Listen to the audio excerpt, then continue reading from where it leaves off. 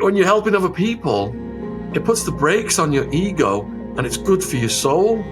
And that was the beginning of me turning that corner. I just learned that owning my story was the most powerful thing I could do, and loving myself in that process. I can't change my past, but all I can do is continue to go into schools and go into prisons, like you said as well. When you go into prisons and it really resonates with them, you just come out and you're driving home and it just feels great.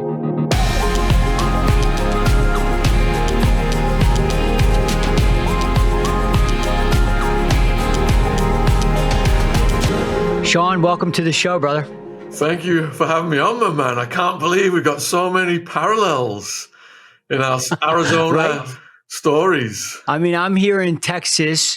You're in the UK, not welcomed back in the United States, but I'm glad technology's put us together. Yes, indeed. Banned for life from America, I am. You know, let's get right to that. In 1997, for me, I got involved in the methamphetamine drug trading. I was introduced to the Hells Angels and the Outlaws. At the time, those were biker gangs who were controlling the meth trade, either making it themselves or getting it from the Mexican cartel directly. And, you know, I found just like that, I was now caught between two of the most dangerous organizations in the world, the bikers and the Hells Angels and the cartels. And I've seen your story on Sons of Ecstasy. I know the scale of the operation that you built. You built one of the largest ecstasy drug trafficking operations in the world at that time. But we both ended up in the same place, right? Deep in the game, around extreme danger and on the run. And I'm wondering, you know, for you, what was the moment that you realized that you were not playing small anymore? Well, I was taking the club drug cocktails for so long that it was scrambling my decision-making processes. So I started with an experiment through the guy who introduced me to RJ, which was Acid Joey, and he hooked up, I think it was like 500 or 1,000 pills out of LA. I was still working as a stockbroker. This was about 97. And we sold those in one weekend. So I made a decision then as to whether to quit having this office job. That's been this, 6 o'clock in the morning on the phones all day. Or do I want to make money from the party scene? So that was about 97. And the SWAT team came May 16th, 2002. So I had about a 5-year run. And in my mind, it never registered that it had suddenly gone big. In my mind, I was just getting up and going with the flow every day and living in the moment. And the drugs had scrambled my decision-making processes. I didn't see how big it had got or the dangers I was putting myself in or the harm I was causing society. You know, for me, things moved really fast. You know, I started as a small-time student dealer. I was I figured out I could sell some to friends and, that would cover my own use. And then from there, it just got so big that I was no longer selling on campus. I was moving product. And I shaved my head. I bought a motorcycle. I dropped out of college. But also, I was feeling the pressure, the paranoia from it. And I had to answer to the bikers. I knew that I was in a very dangerous situation at some point. And I'm wondering, help me peel back your operation, right? Because at some point you were moving over 100,000 pills a week, millions of dollars. What did your day-to-day operation look like at that time? So at the peak of it was around 1999, 2000, as you saw in Sons of Ecstasy when the Gravanos moved in. And an average day for me, I had a $1 million house on the side of a mountain in Sinvacus on the North Mountains of Tucson. Beautiful, most beautiful place I've ever lived, a gated, guarded community. Me and my wife would wake up, just jump in the swimming pool naked and have a swim, go and you have some Indian food at the Sherry Punjab, I think it was called, something like that. Then if there was any problems, my right-hand guy, Cody Bates, God rest him, he's dead now, he would come to the house because we didn't speak on the phones. So basically, Cody Bates had an apartment that only he knew about where all the money was stashed, and he had all the product, and he just did the rounds, and I just stayed in his house. And if everything went smoothly, everything was fine. If there was problems, then he would come up to the house and say such and such had happened, and we'd discuss how to resolve that. And, I had Wildman with me, who was also dead, my best friend from childhood, who was a huge guy, a maniac. And we didn't have to have Wildman beat people up. He would just move in with people who owed us money. If he moved in with you, then within days, your furniture would be getting carried out by Mexicans. There'd be some pimp or some crack dealers in the kitchen cooking up crack rocks. He'd have striptease girls over, gangbangers, homeless people, 24/7, non-stop party. And it was Wildman, really. He opened the door to me, to the world of all of these gangster people, because he made friends with the bikers. He was invited to the clubhouse. The Aryan Brotherhood offered him the patch because of all the work he put in prison. He told them to fuck off because his grandfather had fought the Nazis and he wasn't a Nazi. He was in with the Chicano gangs in Arizona. We had a relationship through a guy called G-Dog with La M.A., who were probably the most dangerous people I knew. And then when we put Wild Man and Wild Woman in Mexico to pave the way for the operation to come through Mexico, the locals said the Mexicans will kill them if they misbehave down there. And when I went down there, the cartel guys were running Wild Man around in military jeeps, calling him El Oso de Burr because of his fighting style. So I was the studious business studies graduate, stockbroker gone wild. But Wild Man, who was my best friend from childhood, he had red dots in his head when he was a teenager, telling him to hurt people. And he grew really big and strong. He would pick school teachers up and put them in rubbish bins. And the teachers were so scared of him, they had him outside raking leaves with the caretaker. So when we were kids, we were like, what are we going to do when we grow up? I said I was going to go to America, make $1 million in the stock market, fly you over and get you a job as a wrestler. This is how idealistic I was.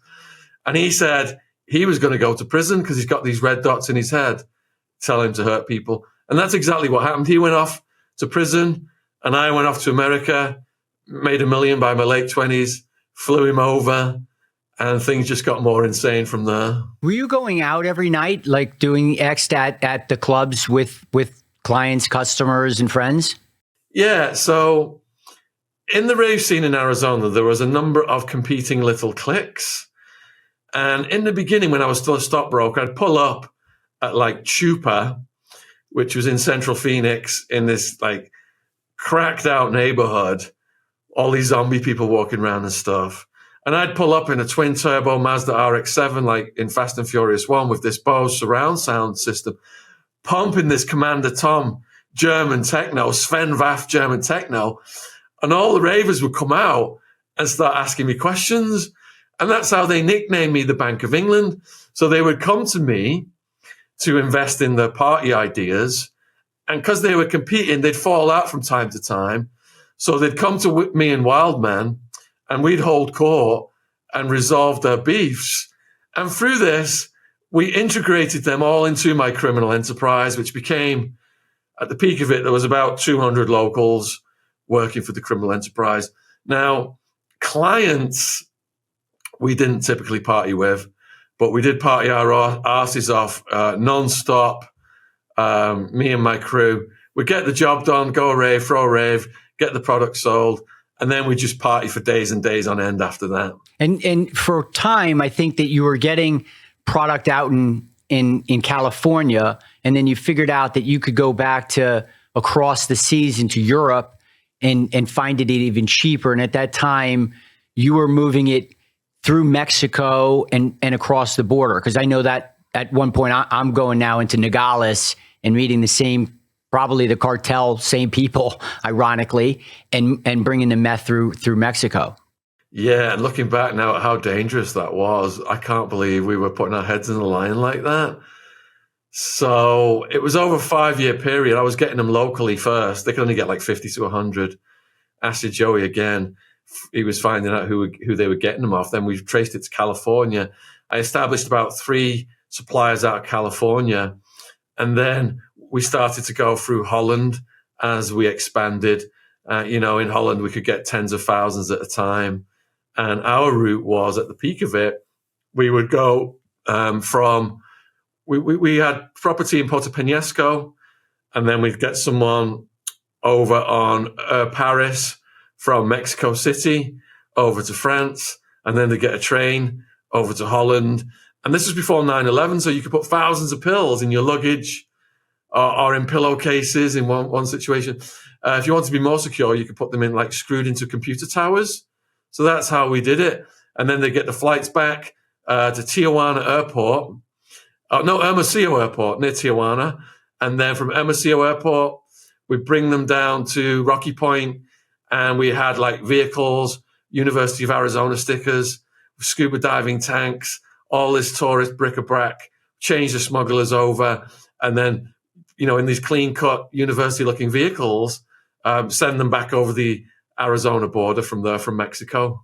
So before this empire, let's sort of peel back. Maybe we can even, for the listeners, even explain how you and I even started. So for me, I went to Arizona State University. I was a first-year student. I got involved quickly in student life and fraternity, and I even ran for my student president of my dorm room. And I really had like a lot of admiration for what I wanted to do. And I was a driven student.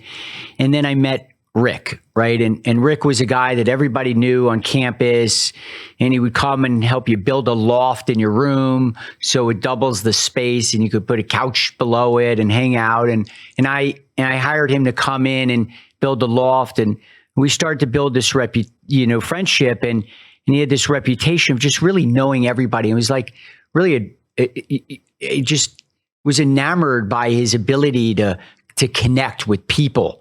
And be so valued. And, at a time for me, I had such a need for belonging that I connected with him.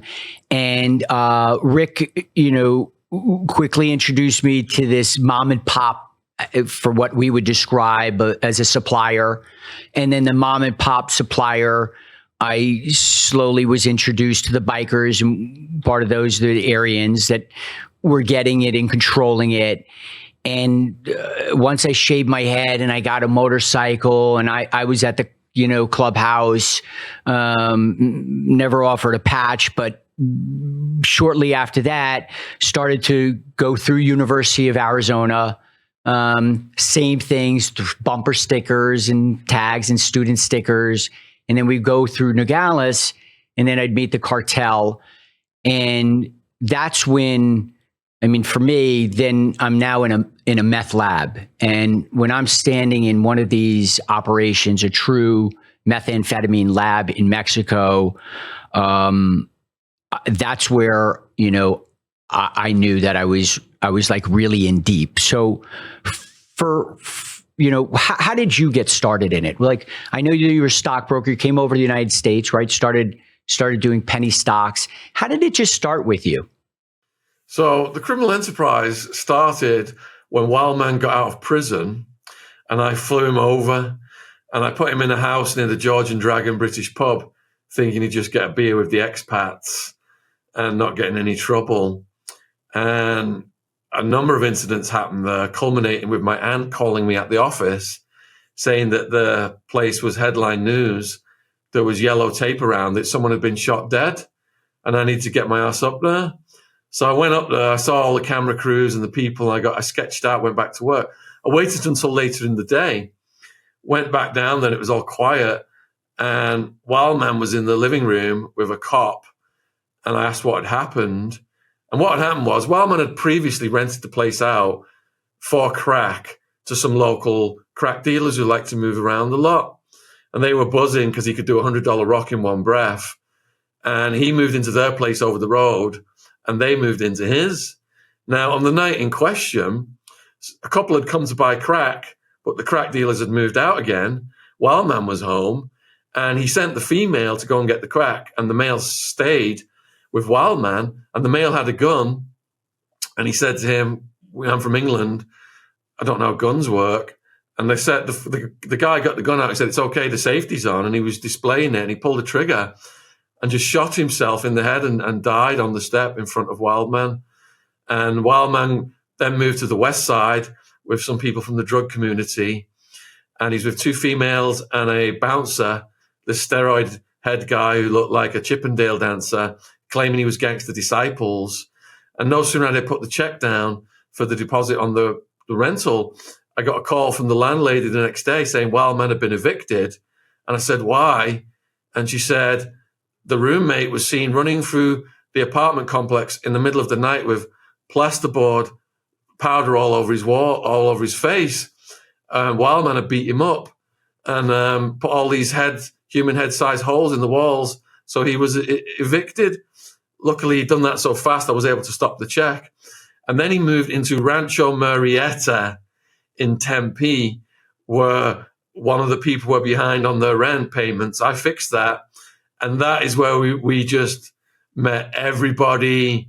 That's where we met Acid Joey. I was coming there all the time. I think we may have met RJ there, the guys from the Quadrangles.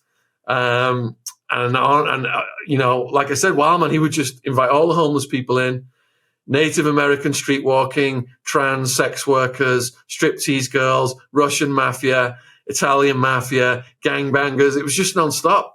And that's how I met all the people that laid the groundwork for the criminal enterprise. And we were still just getting them locally through Acid Joey. Then it went from California, then it went to Holland. And my SWAT team came May 16, 2002. It's just so wild to me that you and I likely were in the same rooms, maybe at the same time. And, you know, we're dealing different drugs, which brought I think, a different lifestyle between meth and X. But, you know, for me, I was never really at the top of my own food chain, right? I was not even close. And so the one thing that I never had to deal with is the money. How did you move the money? And what type, give us like perspective of what kind of money are we talking about, a week, a month, and how did you do it? How did you handle the money? So I have to do talks now to investment banks in London about money laundering, including the boss of HSBC flew out to do a talk with me on it because I wasn't allowed to go into China or Hong Kong. And they videoed it and sent it to all the staff members in HSBC because they got in trouble for laundering Mexican cartel money. So anyway, I built up a network of accounts in the banking and stock market and credit systems. I would fly people from the UK, and I did this over a period of years where I would build up credit in their names. They would come and I would take them and get cars in their names, sign for houses in their names and apartments, and then fly them back to the UK. And through this network and also investments in rave clothing music stores, such as Swell in Scottsdale and Sounds Fresh Sounds Factory in Tucson. I know it. You know, I had funnels to get cash into the banking system. And then once it was into the banking system, it just went through this complex spider's web of banking and stock market accounts. That stock market experience, I guess, came in handy.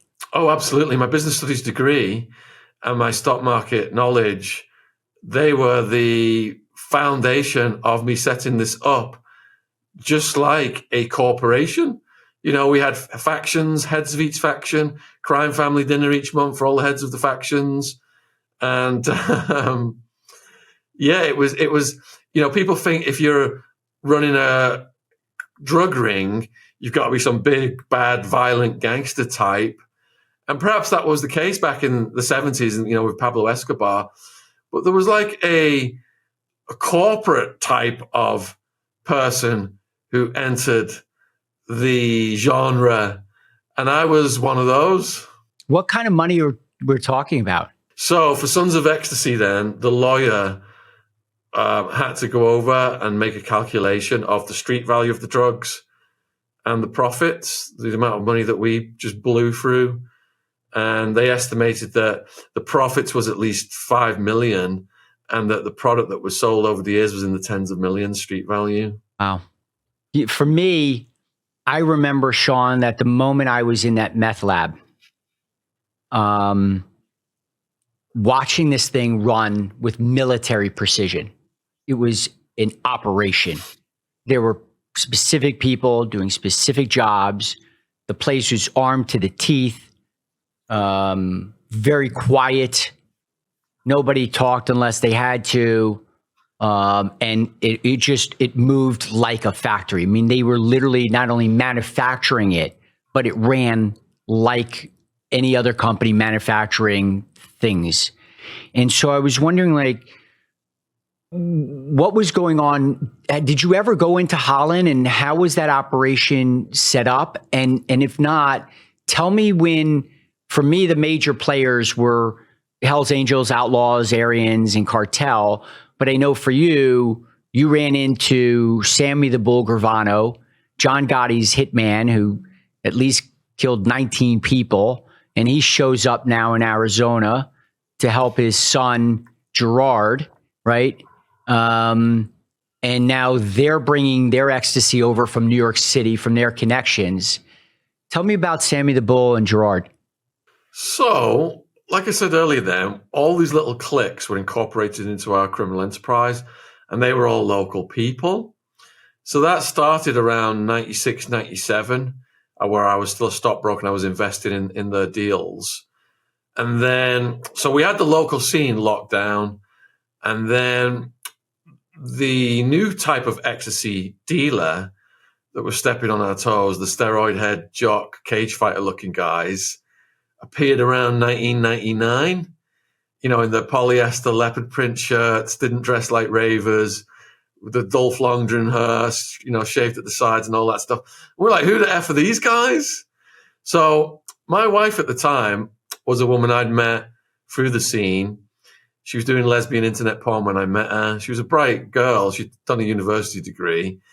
And she's bisexual, so she had a relationship with a female who was dating one of these new types of ecstasy dealers.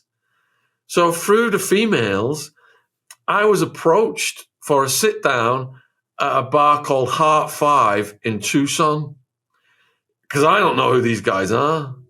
So I get one of my guys, one of the Rossetti brothers, to come with me. He's strapped. And I'm saying to him, I don't know who they are. If they try and snatch me, just open up on the motherfuckers. Don't let them take me. So I go in with my wife.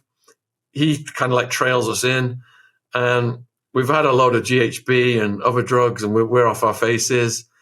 And I'm greeted by two guys. One's the Spaniard, and then this other guy, like 6.5 foot, proper meathead. And they take us into this VIP area, and the meathead just yells at everyone to get out of the room, get off the sofa. And then we sit down on the sofa. And their deal was, the Spaniard wanted me to work with them. He's like, English Shaun, you've got a good reputation. Why don't you work with us? And I said, I've got a good reputation because I get my pills from Holland. We were using testing kits from DanceSafe. Back then, you could get them, and it goes purple, blue. If it's 100, 125 milligrams of MDMA and clay, which a good pill should be, like these beige presses. Those guys' pills were colored pills.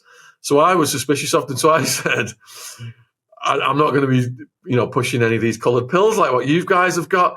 And then the meathead just jumps off the sofa. Who the hell do you think you are, disrespecting our pills? One call to Sammy the Bull, and we can have you taken out to the desert. And the Spaniard's like, calm down to this guy. And he's apologizing to me. He's a bit of a hothead. English Shaun, don't pay any attention.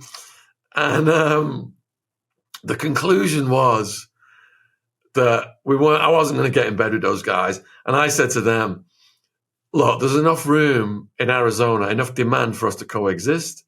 It's not each other we need to be worrying about. It's the feds. Since you guys came into the clubs bragging you're the biggest ecstasy barons in the history of the world, and you're out there on Front Street doing this, the cops are coming into the car parks in unmarked vehicles, recording license plates. You got these older dudes coming into the scene saying they're from out of state, they want to buy 1,000 pills. You've lit the scene up and you're bringing the heat. This is the problem. And, you know, that was a accurate prediction, because the feds took them out, and they took my mates out in the New Mexican Mafia at the same time as well. Well, I didn't learn the lesson. I was thinking, right, they've eliminated my competition. And I kept at it for a bit until I met a woman who was, you know, we were in love, and she was scared of my friends, scared of what I was doing. She talked me out of it. And I also had a lawyer on retainer, and he had a contact at the drugs agency. And he said, you know, they were hot for me. And when I watched Sons of Ecstasy, I only found out for the first time from what the policewoman said that they put me on hold because Sammy the Bull had popped up, this big name in the Mafia. They would have got me sooner, but they put me on hold. And once they got him, all those resources were then targeted at me. Was there ever a moral tug for you during this? The moral tug came when I sobered up in Sheriff Joe Arpaio's jail, and a cloud lifted out of my head that I didn't know was there. And that cloud had been there for over 10 years of drug use. And when that cloud lifted out of my head and I was finally sober and realized I was properly sober, I didn't know I wasn't out of my mind even when I was sober because I was partying so hard. And I looked back on my life. The first thing I thought was, how on earth are you still alive? And then I saw the fellas in the jail. 2/3 had Hep C from sharing dirty needles, which were slowly killing them by eating their livers up. About 90% of the guys were injecting heroin, and some of them were dying, and all they cared about was getting the drugs in. It was slow suicide. And it made me realize I was on that road of drug use. It's a very long road, and this is how it ends up. And I felt ashamed for putting people on that road. And that's why one of my things now is I go in schools, scare the living daylights out of the school kids with all the stories from Sheriff Joe Arpaio's jail, the dead rats in the food, the cockroaches crawling all over us at night, the gang violence, the guards murdering people. And I do that as the consequences of drugs in the hope they won't get involved in drugs and gangs. Likewise, I've gotten involved in a Scared Straight program. I've gone into the prisons in New Jersey and share those stories. And they have young high schoolers come in, you know, and experience what jail could look like. And I, you know, for me, there was a time where I was always looking over my shoulder. I became really paranoid because I thought now that I was being followed. I knew too much. And I had realized that I really surrounded myself at that point with people who wouldn't hesitate to make me disappear. I mean, in a blink of an eye. And the moment really hit me for me where I was standing outside this rundown house right outside the outskirts of Phoenix. And there was some drug trading going on, and the room was really tense, right? You have this group of skinheads, another group of the bikers, and a few guys are repackaging the meth now to take it from the other group. And really no one spoke unless they had to. They patted everybody down for guns and pushed your waist pants down a little bit, making sure there's no, you know, wires and things of that nature, surveillance. And I already had left my gun outside this, you know, house before I had gone in. And when I was much younger, I had a Star of David, a Jewish tattoo, put on my hip. And my heart was pounding. And I remember this moment where if these guys see this tattoo, I'm fucking done. Like, it's over. And all I thought about is like, holy mackerel, if things get sketchy And that was a really scary moment for me. I remember the feeling of being there. And I was just wondering for you, when the game got serious, when you realized your life was on the line. So there were some scary moments from very early on, which I ignored. So when I was still a stockbroker in Rancho Murrieta, now we've got established a few different apartments in there for various purposes. And one of them who was dealing for me, a guy called Fish, called me at the office and said, "Can you bring Wildman and Seth over?" Seth's another big guy who's dead now as well. Most of my friends from back then are dead. So I went to look for them, and one of the head of the crack dealers in Central Phoenix, he had them collecting debts. So I couldn't find them. So I then drove over to Fish's. And when I got to Fish's, him and his girlfriend answered the door. And his girlfriend was crying. And I'm thinking, oh, someone's done something bad to her. And they want Wildman to beat him up or something. And I heard this noise. Zzz, zzz, coming from another room. I'm like, what's that? And they were too scared to say anything. So they said, you better go look. So I walked into this room. And there was this older Mexican-American guy with this stately silver swept-back hair who I'd met through a house party at Wildman's, friend of G-Dog's, whose brothers were La M.A. And this guy had a bunch of Mexicans in front of him. And on the floor was a guy hog-tied with a rockabilly quiff. And he was gagged. And when the guy with the silver hair gave the command, the Mexicans, they had cattle prods, and they would electrocute this guy, and piss would squirt out of his dick, and he rocked like a rocking horse, and his eyes were almost bulging out of his head. Now, I've never seen anything this heavy before in my life, so I'm shitting it. And I'm looking at the silver-haired guy, and he's smiling at me like this welcome to the family smile. So I'm thinking, if he thinks I'm afraid, I'm going to be a liability. I better put on, a bit of false bravery here. So I'm just smiling back at him saying, looks like you guys have got the situation under control. When I find Wildman, I'll let him know. If you need me to send him over or whatever, blah, blah, blah. And then I got the hell out of there. And all the way back to the office, that guy's face was haunting me. I thought it looked like he was heading to be unalived. But what I found out was, when I was leaving the property, I said to Fish, what's happened here? And Fish said, well, that guy on the floor is one of my clients. And as you know, I'm selling product for you and I'm selling product for them. And that guy waited for me to leave and tried to rob the product. He tried to rob your product. He tried to rob their product. I called you. I called them. And they got here first. So that's what had happened. And then what I learned later on, about a week later on, was they held him for ransom. They told his roommate 10 grand or he's getting taken out to the desert. And the 10 grand was paid and the guy was released. But I didn't pay any heed. I'm thinking now I'm living like a character in Pulp Fiction or something. And it's like I found it weirdly exciting because the violence hadn't been directed at me. And the violence was never directed at me until when you watch Sons of Ecstasy, Schoolie. Now, I always thought I had this protective shield. So I'm here, right? I've got all these heads of factions, and they've got people working underneath them. So if any of the heads of factions, if anything seriously bad happens to them, I'm next. They're my protective shield. And for a few years, nothing bad was happening. It was all, we were making money, and it was all sweetness and light and glitz and glamour and insane parties. But then when Skinner got tricked into going to the nightclub in Scottsdale, Schoolie, and I call him Skinner in my book, Party Time. The whole thing's a trilogy, Party Time, Hard Time, Prison Time. When Schoolie got tricked into going to that club in Scottsdale and they took him into the men's room, they said they were going to buy pills, and they took his pills and they took his money and his gun and knocked his teeth out. That was when I realized it was getting heavy.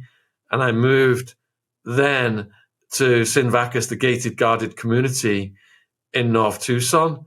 because you couldn't even get up that hill into that road without talking to that guard, and he would call the house and let you in. So I felt to a degree that I was safer by moving there. But there were other situations, scary situations. I mean, every time I went over to the house of G-Dog's brother, first time I went over there, they had a rocket-propelled grenade launcher on the TV, straight out of a Rambo movie. I did a double take looking at that. I'm like, whoa.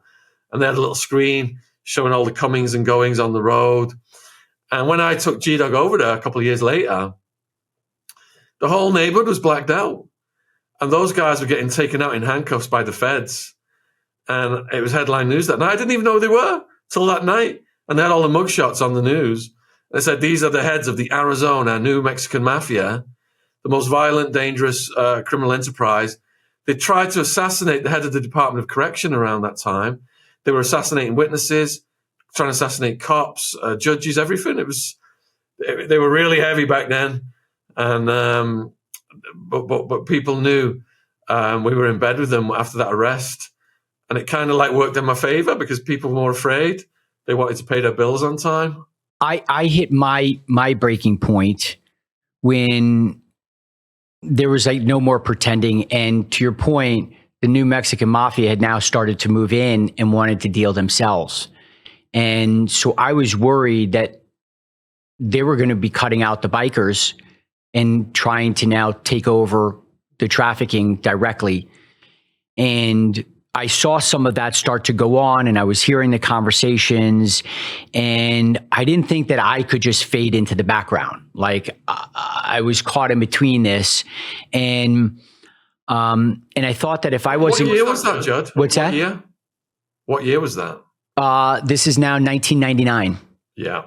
And so towards the end of 99, December of 1999, and I started to decide that, like, if I didn't make a move, something was going to happen. And so I drove myself down to the University of Arizona in Tucson, where my cousin was.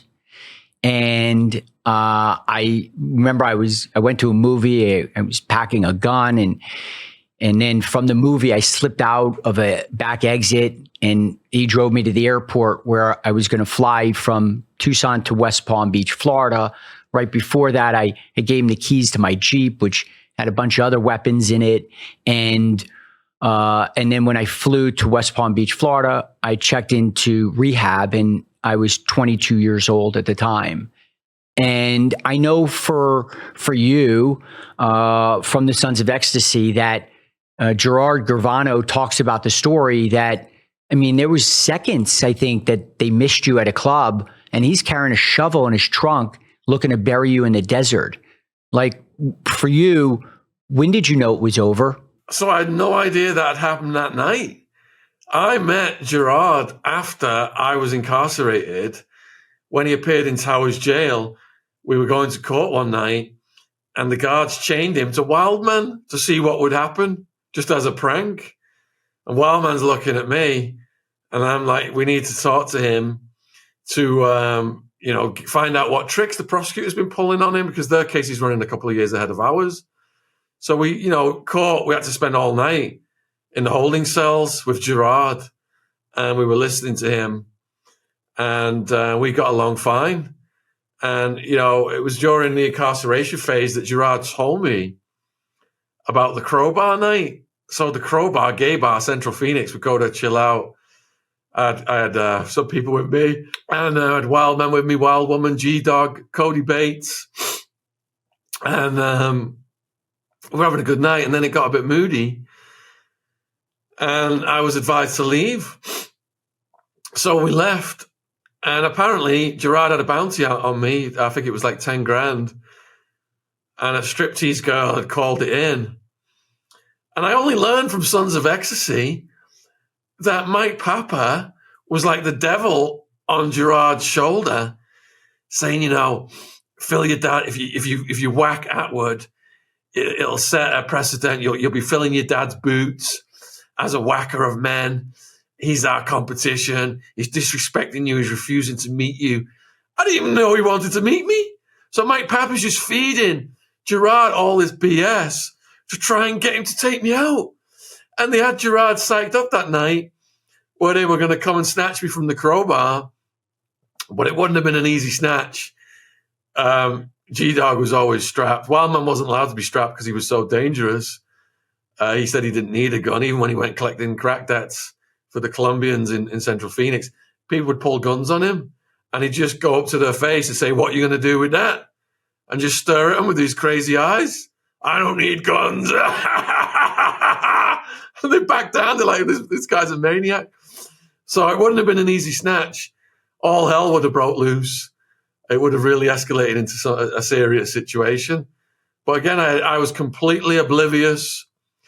I was high on ecstasy and the gibber juice from RJ. And I just swanned out of there and like it was just another night in my life. You know, for me, even though I went to rehab, it wasn't just like, turning a switch. I had to first understand how I became this person that I was never meant to be. I had nightmares. I still had paranoia from it. I had some withdrawal, obviously, in the very beginning. And it was as if I had to learn how to be human and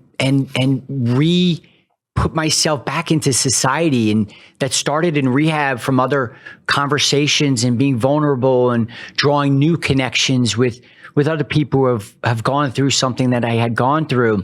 And I know we talk about a lot of right now, the sensationalism of it and the wild and crazy stories. But, that transition was very difficult for me because it was also where I felt that moral tug that what I was doing wasn't something that I was proud of. And I felt a lot of shame at first. I mean, overwhelming sense of shame. And I'm wondering what was that transition like for you? How did you know that, what was rebuilding being human again look like for you? So I think serving 6 years was the perfect amount of time for me because it crushed the English Shaun persona out of me. And if more than 6 years, I would have started to get a bit too institutionalized. First year, I was still pretty wild. And if they'd released me, I probably would have gone back to it or attempted to escape the country or something.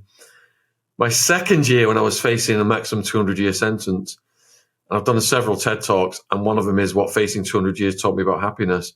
And I say that it was that moment getting pushed to the brink of suicidal insanity, facing 200 years. They've stopped my girlfriend from visiting me. She was my lifeline. They charged her with a prescription pill found on the day of the raid. Didn't have a written prescription next to it, which is class 6 felony. Co-defendants can't visit co-defendants. It's all to break me down psychologically. Criminalized her. There's dead rats in the food. I've lost 20, almost 30 pounds in weight on Sheriff Joe Arpaio's food. There's cockroaches crawling all over us at night times. My skin is just, it's almost 50 degrees in the summer. There's a swamp cooler that's not working. I've got all these bed sores and skin infections in this jail. I'm stinking like a wet dog. If I scratch myself because I'm so itchy, clumps of soggy skin are just coming off under my nails. I've got a pink eye infection. My eyelids down here, yellow pus coming out. And they tell me I'm facing 200 years. And I'm like, I can't do this anymore. I'm just going to wait for a guard to do a security walk, slash my wrist and just bleed out with the cockroaches. But before I was going to do it, I wanted to say goodbye to my family and friends. And what I mean by that, I was allowed 7 photos. I get the photos out of my mum, dad, sister, girlfriend. And honestly, thinking about what my mum's going to be told, Judd, your son's just slashed his wrist in a foreign jail. He's dead. I started crying. And I couldn't bear the thought of putting my mum through that. And but after that, I started to think about the needs of other people. I was a narcissist, hedonist, just partying my ass off, getting everyone high. That's all I cared about, making money, getting everyone high, getting my friends high. And then I started to think about the needs of the prisoners. A guy limped into my cell the next day. He's got a steel rod in his leg. The screws loose. He's in agony. He's got syphilis, hepatitis C, and stomach cancer. So advanced, he's going to die in the jail. And I was thinking, I was feeling so sorry for myself. I was going to kill myself. There's always someone worse off. and seeing all the guys in there for drug offenses, the media leads us to believe all the prisoners are really violent, dangerous people. But average arrest in the jail, especially in the lower security levels, was like a black kid, Mexican kid, 2 to 5 years for weed possession back then, because he was a repeat offender. So I started to help the Mexicans write home in Spanish to their loved ones. The neo-Nazis, the Aryan Brotherhood, had a problem with that. My cellmate in max security was a chemist, and he was working with the AB, and he got the green light for me to continue. I started to read the legal paperwork for the prisoners. My education became my currency. And I started to write down the conditions, and my aunt smuggled them out of maximum security visitation, put them on the internet as a blog, John's Jail Journal. And that's how my activism began. But when you're helping other people, it puts the brakes on your ego, and it's good for your soul. And that was the beginning of me turning that corner. The shame you described, putting my parents through, flying 5,000 miles every year to visit me. My dad in court, I start crying when I'm hearing my dad tell the judge he would trade places with me in the jail. The affection, the harm you cause your family members. My mother had a nervous breakdown. My sister had counseling. All these things are on your mind when you're looking at it from the sober perspective. I went on this fantastic journey through literature, read over 1,000 books in just under 6 years, a lot of philosophy and psychology. And that enabled me to go deep inside myself and address my own trauma and the root causes of why I was taking drugs. And towards the end of the prison, there was a psychotherapist who no one would speak to, because the prisoners felt it's us versus them. If you say anything to him, they're going to use it against you. But this guy was into Eastern philosophy and neuroscience. And in my book, Prison Time, I document all my therapy sessions with him. And he's saying, Shaun, it's great you're reading these things in philosophy and psychology, but come in with quotes you think you can use in your life. And to this day, I credit him setting up this framework whereby now, the things I used to think about, they're all short-circuited out of my brain. He's laid down these new neural pathways, and I fall back on the advice he gave me. And I've reached out to try and get hold of him to thank him, but I've not been successful so far. Yeah, it's amazing how much some of us need to take to crush that ego and that sense of pride. And it's so true. I found the same thing, that helping others not only brought me finally the real sustainable joy that I had been looking for my whole entire life. When I came out of rehab the second time, I started going around and feeding the homeless and handing the women feminine products and men's socks and trying to find out and where more of them were, because the more I could help, the more quite frankly, I felt better, and I looked for any reason to pay it forward. Now I work with a ministry and speak at some of the jails and work with some men who are coming out, helping them from everything from building a resume to being able to understand how to interview or even look for jobs. And it's drug lords to dead ends, because that's where it ultimately leads. But for me, the true rehab, to your point, was not why I was doing these drugs, but why the pain and what was underneath that. And once I got to the root of that, then I was really starting able to show up, truly authentic. I was wondering, you mentioned how much you regretted, and thanks for really sharing the price you paid. I think that's such an important message too, because I remember that I heard you once say that, dealing begins with the glitz and glamour, but it's a slippery slide, and it's a hell of a price to pay. And, now I can understand what you mean by the price that you paid. You regretted bringing Wild Man over. Wild Man ultimately died. Do you still carry that regret?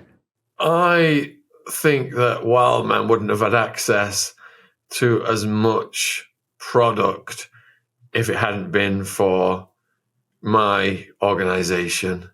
If we'd just been two ordinary lads in England doing our thing, and he was unlimited. I remember we were on the way to a rave once, Big Bear Lake. I think we had an ounce of meth in the car. and we were with some ravers. And we're all having a good time listening to music, and we took some acid. And we thought the cops were behind us when they weren't even behind us. So we're like, who's going to eat the drugs? How are we going to get rid of the drugs? Wildman's like, I'll eat them. Bam! Whole thing in his mouth. Would have killed a normal person. We're at Big Bear Lake, which is freezing cold. We're in our Arizona clothes. People have given me like a winter coat. And Wildman's sweating, sat there sweating, his eyes almost popping out of his head because he's at all this meth, sweating, this freezing cold. He would stay up for weeks smoking unlimited amounts of crack and meth. And I believe that contributed to his multiple organ failure, which killed him in his 40s. So we've all got to look at our roles in enabling people's behavior that can lead to their deaths. And, you know, oddly enough, it's most of my male friends are dead from that period of time. But anyway, I did ayahuasca last year, and I don't touch substances at all. I don't even drink alcohol. I did this in a medicinal setting, and it was extremely intense. And I didn't even know who I was at one point, but I went to this realm where all my dead friends came and talked to me. I still to this day don't know whether it's real or not, whether that plant opened a portal to where dead people. I've done that. I've been there. Yeah. And Wildman was like leading the conversation and cracking jokes. And they were all saying they were proud of me, you know, to have a family and baby Ziggy Wilder, named after Wildman, and Jen, my partner, and helping all the prisoners, you know, through the podcast and stuff like that. And he said he was still protecting me from above.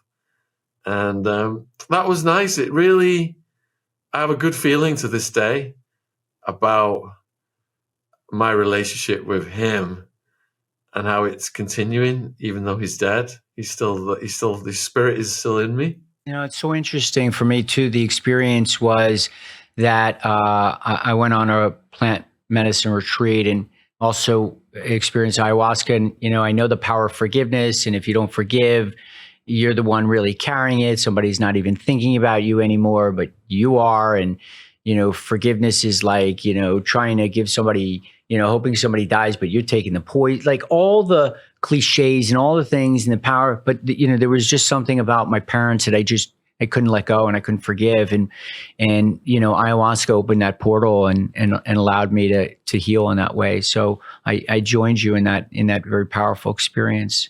And baby Ziggy, Zygmunt Wilder, he came out at 10 pounds. He's not stopped growing.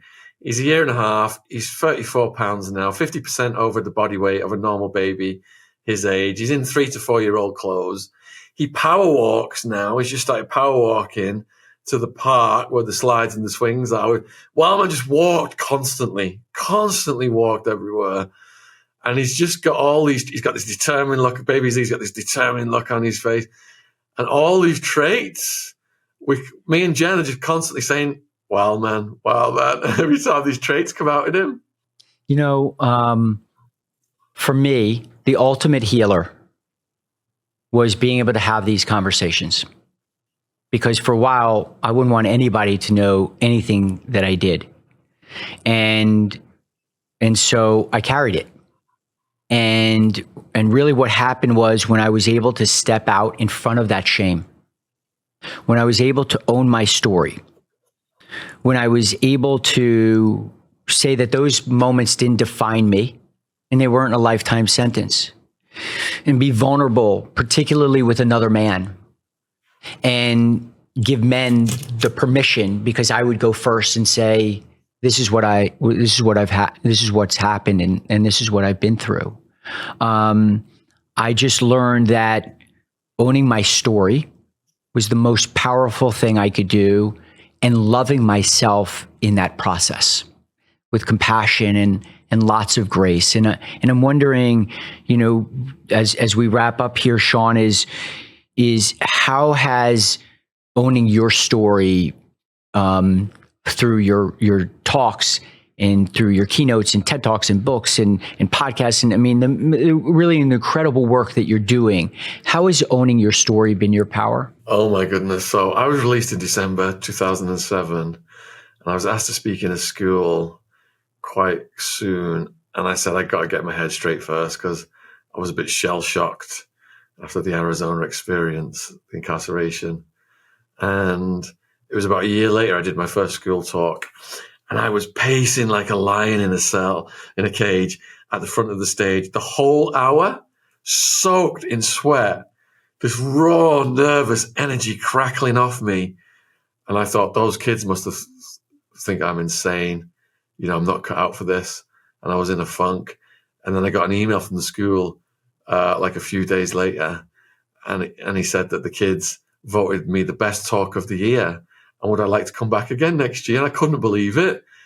And it went from strength from there. That it helped me with my confidence. And there's like an energy exchange with the kids.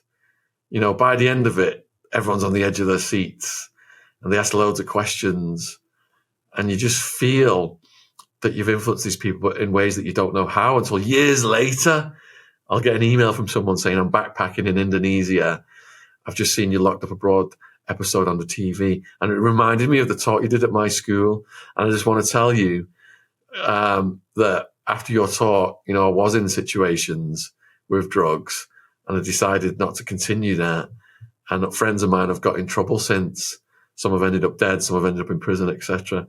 And that just feels good in my heart, that it's balancing out the karmic account, because I know I harm society. That's one of my regrets, putting people on that road of drug use. I saw what it led to in the jail. I know I harmed my parents, and I can't change my past, but all I can do is continue to go into schools and go into prisons, like you said as well. When you go into prisons and it really resonates with them, you just come out and you're driving home and it just feels great. It's not like a financial thing. It's not like, how many followers have you got? How many views have you got thing? It's just a human level thing that you can look back on, for the rest of your life and be proud of. And I think that's what's more important. I think that's when you've got your connection with the universal the most, is when you're talking to people and you're transmitting your story to them, and they're taking life lessons or whatever they can from it to adjust their own lives in a positive fashion. I love that. It's like, I know that when I do keynotes, part of that keynote, I'll say about helping people step out from their shame. Well, who else has been high on meth and caught up in a Mexican drug cartel? Raise your hand, as a semi-joke. And nobody usually raises their hand, or they'll just laugh. And really I'll get an email later that'll say, I wanted to raise my hand, but I noticed nobody else did. So I didn't put my hand up, but I wanted you to know that I actually went through that, and your story resonated with me. And it's just like one receiver in the room and sending out that frequency, and that one connection just keeps it going. It just keeps me going. Yeah, it's a beautiful thing, man. Good on you. Shaun, I can't thank you so much for connecting with me. We'll have all your links and everything in the bio so that everybody knows where to follow you and find you and get more interested in you. But we're gonna have to do a part 2. The part 1 was our drug lord deadbeat days, and I think our part 2 is I'm gonna have to fly out to the UK and we're gonna do a talk together at a school or a jail, and that'd be a powerful moment, because we were in the rooms together at one point and we didn't know it, and now we need to work together and do it. Absolutely, Judd. That would be amazing, man. We look forward to you coming here, because I'm banned from there. Shaun, thanks for your time today. Appreciate you coming on. Oh, take care, bro. Much love and respect. You got it. Cheers.